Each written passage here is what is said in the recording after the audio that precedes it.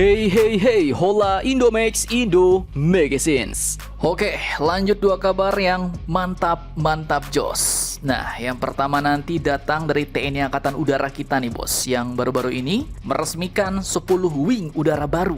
Nah, tak main-main, di dalamnya pun mencakup banyak grup bos. Bahkan Kasau juga meresmikan satuan mantap baru, yaitu Satuan Antariksa. Nah loh, lantas wing-wing udara apa sajakah itu?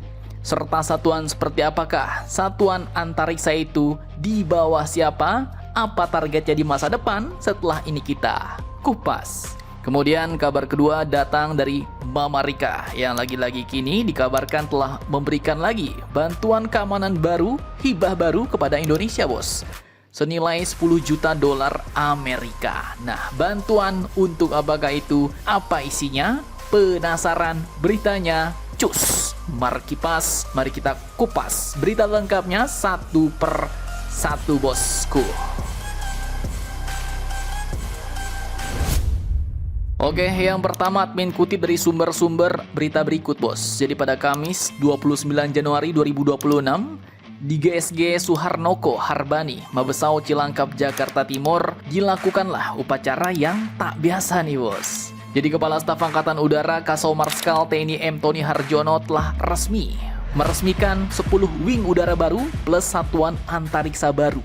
Sekaligus juga melikuidasi 9 wing udara lama. Nah, bagi yang belum tahu, ini admin ceki-ceki artinya di internet ya. Likuidasi untuk wing udara ini artinya bisa merupakan pembubaran, penghapusan atau penataan kembali suatu satuan wing udara bos. Dan biasanya terjadi karena restrukturisasi organisasi TNI Angkatan Udara, di mana satuan tersebut dinonaktifkan, bisa juga diubah perannya atau digabung ke dalam satuan lain. Jadi bahasa kerennya dirombak bos, dibedah ya kan. Nah, lanjut mungkin ada yang bertanya, Min, wing udara itu apa Min?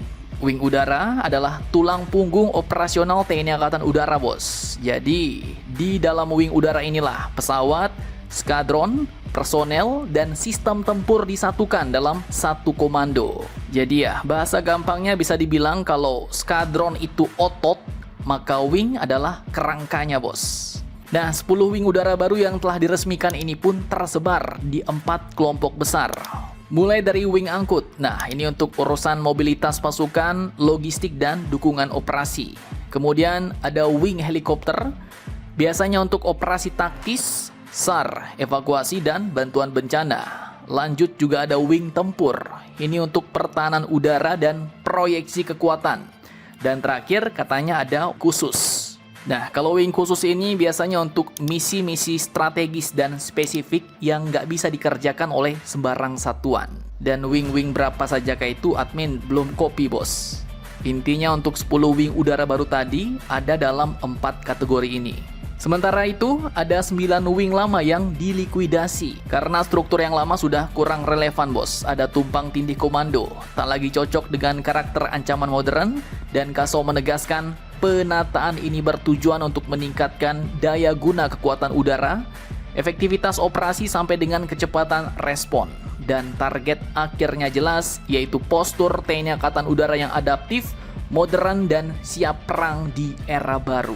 Nah, tak cuma itu, Kasau bahkan juga meresmikan satuan mantap baru, yaitu Satuan Antariksa. Nah, lantas satuan seperti apakah itu, apa tugas dan fungsinya?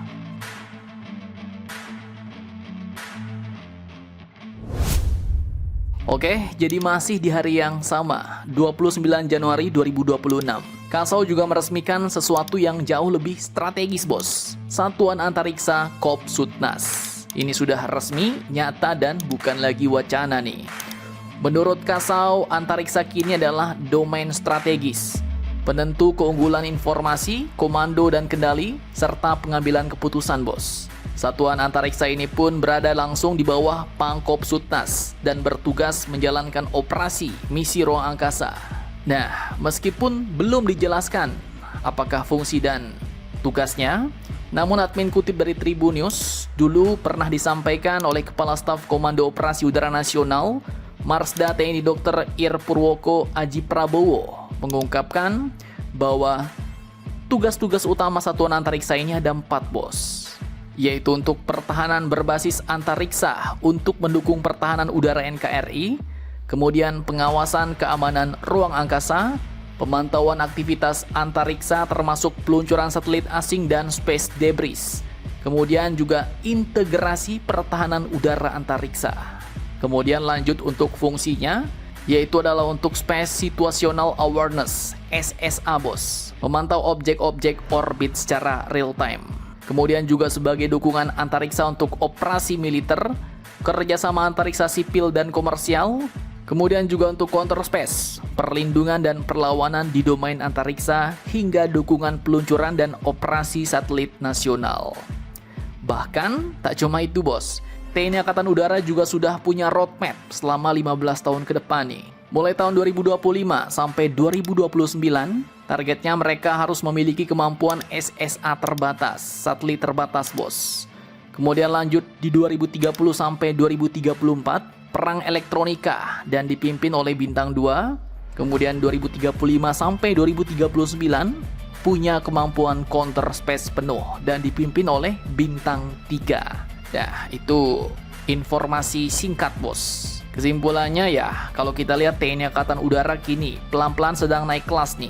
Nggak lagi cuma menjaga langit, tapi di masa depan bakal mengamankan orbit. Dari pesawat tempur menuju satelit, bos. Dari air power menuju air and space power. Dan ya, jangan lupa, satuan antariksa ini pun pastinya memerlukan banyak alutsista baru. Seperti salah satu yang terpenting adalah satelit militer.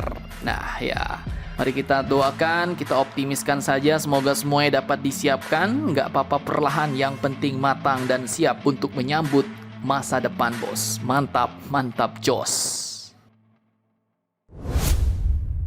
Lanjut, kita masuk ke kabar kedua, di mana Amerika baru-baru ini memberikan bantuan senilai 10 juta dolar untuk keamanan cyber Indonesia. Nah, jadi negara kita, Indonesia, kini lagi-lagi dapat amunisi baru nih. Maksudnya bukan amunisi benaran, melainkan bantuan keamanan cyber dari Mamarika. Nilainya pun fantastis, bos. 10 juta US dollar. Ini kalau dirupiahkan mencapai 168 miliar rupiah. Itu jelas bukan uang receh, ya kan? Bantuan besar ini pun diberikan bukan tanpa alasan. Jadi awalnya bermula dari diskusi kebijakan ruang cyber Amerika Indonesia yang digelar di Jakarta 28 Januari 2026 kemarin.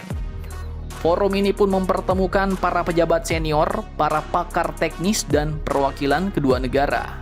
Dan tujuan utamanya jelas, yaitu untuk memperkuat keamanan cyber dan menjaga stabilitas kawasan Indo-Pasifik nih, bos. Jadi bukan cuma Indonesia, tapi mencakup Indo-Pasifik, karena kita berada di wilayah strategis, bos, di tengah dua benua dan dua samudra, ya kan?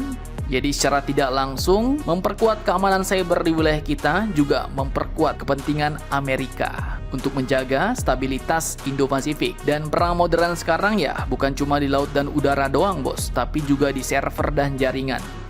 Di sini yang hadir tokoh kuncinya ada 2 dari Amerika, yaitu Robert Kopske, wakil asisten Menteri Luar Negeri Amerika yang memimpin langsung delegasi. Kemudian ada Peter Haimon, kuasa usaha ad interim Kedubes Amerika, dan mereka menegaskan satu hal penting: penipuan online, ransomware, dan serangan cyber itu adalah musuh bersama. Musuhnya nggak pakai seragam, bos, tapi dampaknya bisa bikin ekonomi kita ngos-ngosan. Lalu, duit sebanyak itu tadi dipakai buat apa, men, di lapangan? Nah, ini katanya akan dipakai mulai dari pelatihan oleh para ahli cyber Amerika, kemudian juga akan melakukan perlindungan sistem vital nasional sampai memperkuat pertahanan digital dari ancaman asing. Jadi ibaratnya, dengan bantuan ini Indonesia bukan cuma dikasih perisainya, tapi juga diajarin cara makainya, bos. Bukan cuma untuk melindungi negara, tapi juga sekaligus satu paket untuk melindungi kawasan di sekitarnya, Indo-Pasifik. Sebuah kerjasama yang mantap jos. Nah, jadi bagaimana menurut kalian tentang hal ini? Jangan lupa komentar, tetaplah kalian barbar, dan jangan santuy terus. Demi Indonesia tangguh, salam Indomax, Indo Magazines.